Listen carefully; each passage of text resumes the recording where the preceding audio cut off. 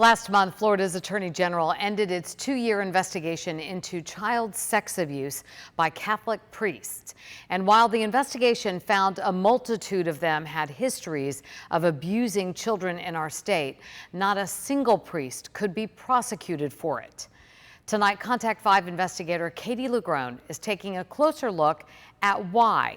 And what she found is a state loophole lawmakers have repeatedly failed to fix.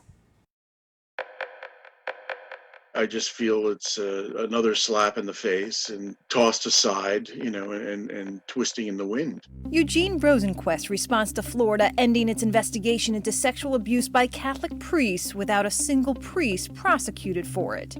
Rosenquist is a church abuse survivor. It's difficult enough to be violated, and then it's difficult, and it's further, difficult to then have everybody turn their back on you and say, that's life. Sexually abused when he was a teen living in New York, Rosenquist now leads a Florida support group for survivors of priest abuse. Last month, Florida's Attorney General issued this report announcing while it received nearly 300 tips and identified nearly 100 Florida priests accused of past abuse, it was barred from prosecuting any of them because either the priest in question died or the statute of limitations had already expired, leaving these priests free and their victims fighting for justice. This is just another loophole for assaulters to evade justice. And one we found state lawmakers have yet to fix. Despite years of efforts and some new laws,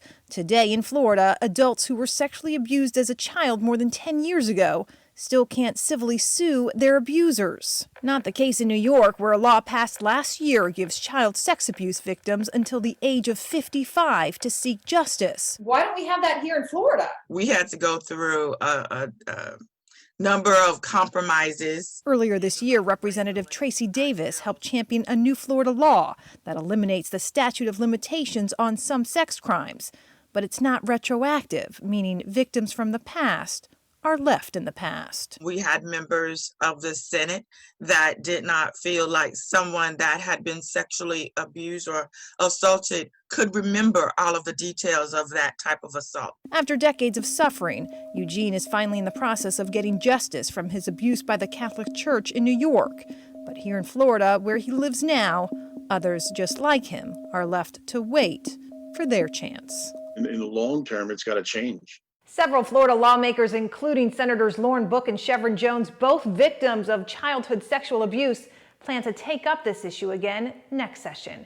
Katie LaGrone, WPTV News Channel 5.